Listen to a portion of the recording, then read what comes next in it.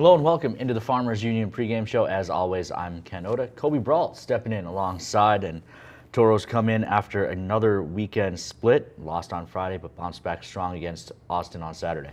Yeah, and it was electric in the Pepsi Rink on Saturday night. Just kind of a crazy game.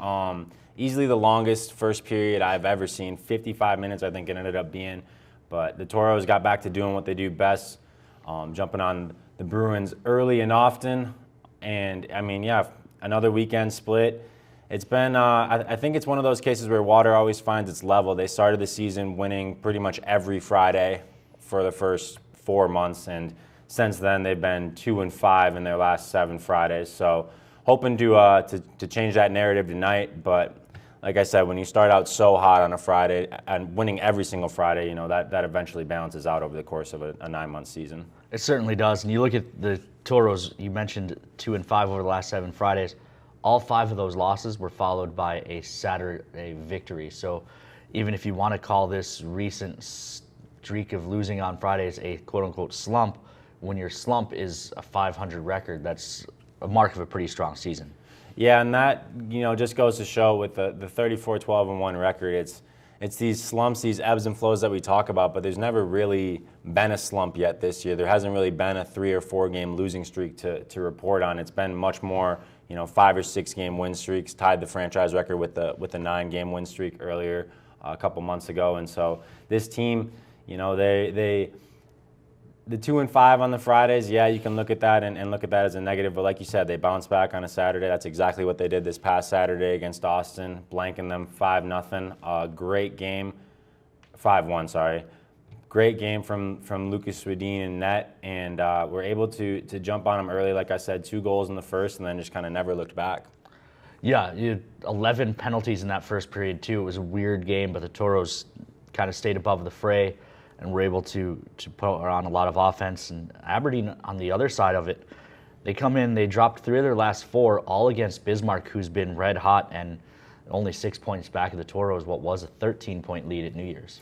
Yeah, and it's weird to see that separation in the Central, you know, with the top 2 teams. Usually 1 through 5 is pretty jam-packed, and you do see that in the 3 through 5. Aberdeen now 14 points back of first, where Austin sitting in 5th is 18 points back. So Aberdeen coming in with a lot to play for. They don't want to drop into that 4 seed and have to run into a first-round series against the Tauros. But that's the tough thing about that 3 and 4 seed is either way you slice it, you're going to go up against 2 very good teams. And we saw that Bismarck team. We're going to see them this upcoming Tuesday. But last time we were down there, that overtime winner, that was one of the best games of the season. And 2 teams that look like the 2 best teams in the division. And you see that with Bismarck 8-1-1 in their last 10. But Aberdeen, yeah, they got a lot to play for. They want to hang on to that 3 seed, I'm sure. And this is the 3rd weekend in a row now that the Tauros face an opponent that's hovering around that 4 seed that, you know, has to put it all on the line.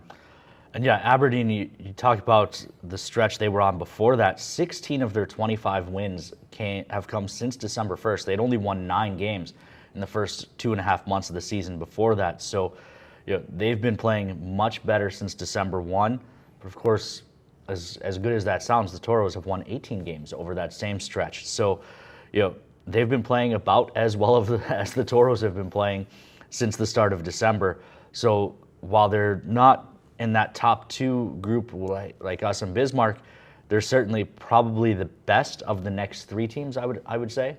Yeah, and you see that with the season series, right? 6-4, the Tauros have found a lot of success against Austin, a lot of success against St. Cloud. Obviously, everyone's found a lot of success against North Iowa this season, but 6-4, a pretty even split every weekend besides the October 3rd and 4th weekend down in Aberdeen. November 3rd and 4th. But that jump started a 6-game win streak for the Tauros, and so coming in off that Saturday win, you hope that they can take some momentum. It's going to be 5 games in the next 7 days, so there's a lot happening. This is the tough part of the season too, getting towards the back half, the playoff stretch. But yeah, pretty close games both ways, and you see that with that 6-4 season series. Let's take a look at the Noodles numbers as we turn our attention to this head-to-head. You know, Tauros goals per game 3.4, Aberdeen's 3.19, certainly not bad at all. The difference has been keeping the puck out of the net. The Tauros almost a full goal better, 2.13 allowed compared to Aberdeen allowing 2.94. Special teams about even on the power play, penalty kill. That's the big difference there. Tauros ranked top in the league, Aberdeen 29th on the PK. Yeah, and you saw that Friday, had some power play struggles last Friday night against Austin. Saturday going 2 for 4. That translates to a pretty easy victory on Saturday night.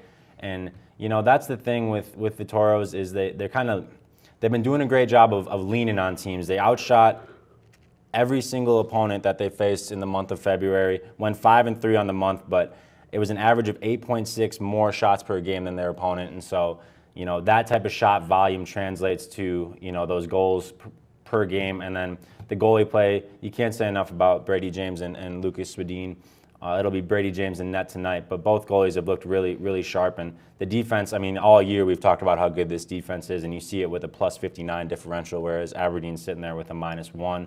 And again, just two different styles of play, but we'll see which one reigns supreme this weekend. That'll bring us to our Minotauros Booster Club player to watch. And Coby, I'll let you kick this one off since you already mentioned it. Yeah, and it'll be my player to watch tonight, Brady James, getting the nod in net. Took a tough loss last Friday against Austin in a game where the Tauros outshot the Bruins by 15.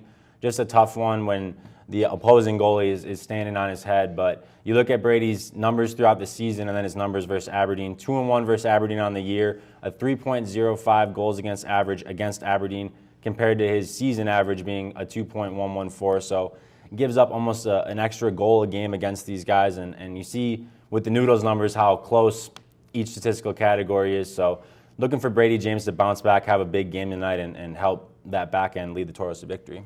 And on my end, I think the player to watch, Jack O'Hannison. 5 goals, 4 assists against the Wings through 10 games, almost a point per game for O'Hanny. And he's reunited with John Emmons again this weekend. They played their youth hockey together. There's some chemistry there. And, of course, Nicholas Kettinen rounds out that line. I think it was an adjustment for them playing without Joel Lettinen for the first time last weekend. He'll hopefully be returning soon. But for now, having Emmons slide in on that line, I'm looking for now a week of practice, some more chemistry been built, and for that group to go back to carrying the Tauros. Yeah, and we saw it last year, right? That Emmons, Lipinska, Longy line was a line that the Tauros leaned on for the entirety of the season, and it was Emmons facilitating. And right. I thought he did a great job last Saturday facilitating for O'Hannison and Kettinen and kind of settling into that role. And like you said, a week of practice, getting used to that line going together. I think they'll find some more success with that this weekend. That'll bring us to our home key group, keys to the game, and I'll kick this one off. I'm going to go with protect the house. We talk about this Aberdeen Wings team. We've seen it since Scott Langer took over 5 or 6 years ago, however long it's been. They love the cross ice pass, the pass from one circle to the other, and they put a lot of pucks on net. One of the easiest ways to slow down this offense is to pack in front of the net. Take away those passing lanes. Don't let them get the cross ice stuff going.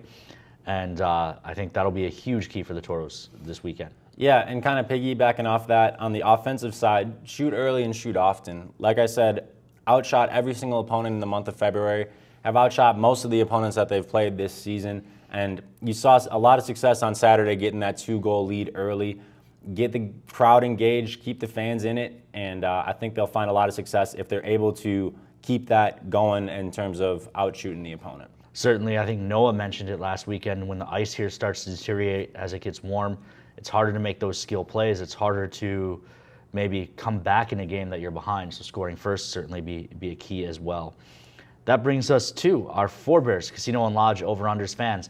If you haven't already, I keep telling you, download the Tauros Hockey mobile app. You can play along with these and 6 other games during every Toro home game. Win prizes to take home with you. The Forebears Casino and Lodge over-unders get you a stay-and-play package from our friends at Forebears Casino and Lodge. Over $200 in value on that one. So, Coby, I'll let you play, but of course you can't win. Tauros first period goals. We set it at 0.5. I'm going to go with the over. Like we said, shoot early, shoot often. I think if the Tauros can get out to an early lead, that will bode very well for them. So I'm a little biased, but I'm going to go with the over on that one. Total Wings second period penalties. We don't know who the official is yet, but 2.5. Will the Wings get in a lot of trouble or not as much trouble during period number 2?